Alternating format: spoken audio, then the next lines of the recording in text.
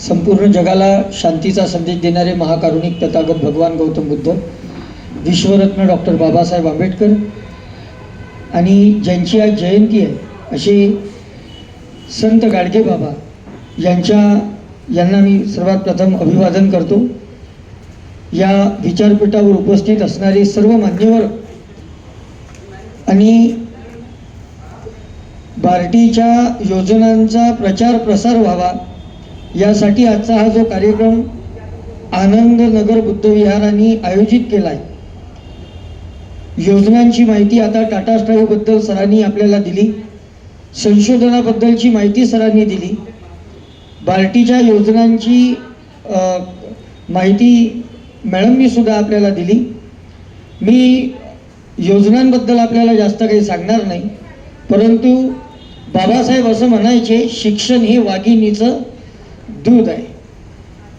आणि ज्यांची आज जयंती आहे ते गाडगे बाबा एकही वर्ग नव्हते शिकले, परंतु गाडगे बाबांच्या कीर्तनामध्ये बाबासाहेब आंबेडकर खाली बसून त्यांचं कीर्तन ऐकायचे। याचं कारण काय बा? बाबासाहेब म्हणायचे शिक्षण हे वाघिणीचं दूध आहे, आणि गाडगे बाबा म्हणायचे अर्धपोटी राहा पण मुलाबाळांना शाळा शिकवा।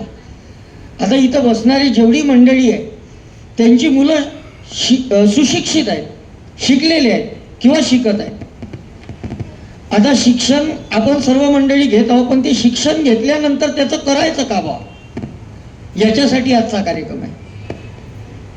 अनेक मंडळी ग्रॅज्युएट आहेत, पोस्ट ग्रॅज्युएट आहेत, 10वी आहेत, 12वी आहेत।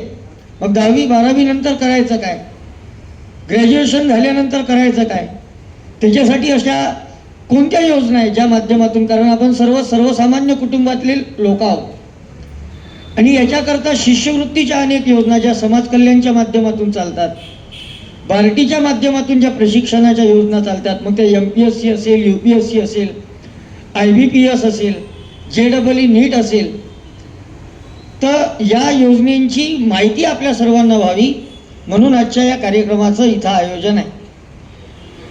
आणि या कार्यक्रमाच्या माध्यमातून आता बसणाऱ्या प्रत्येक व्यक्तीकडं 90% लोकांकडं मोबाईल आहे, बरोबर आहे, आणि 85% तरी लोक असे आहे का त्याच्याकडे अँड्रॉइड मोबाईल आहे, ज्यांना गुगल समजते। परंतु आपण गुगलवर कधी बार्टी सर्च करत नाही, गुगलवर कधी आपण सामाजिक न्याय विभागाची वेबसाईट पाहत नाही। आजकाल बायाने एक नवीन चालू केलं, हे जेमिनी आलं का नाही सर, जेमिनी, या बाया त्यांनी जेमिनीला प्रश्न विचारते, हे जेमिनी हे कसं करू, हे जेमिनी भांडे कसे धुवू, हे जेमिनी हे भाजी कशी बनवू।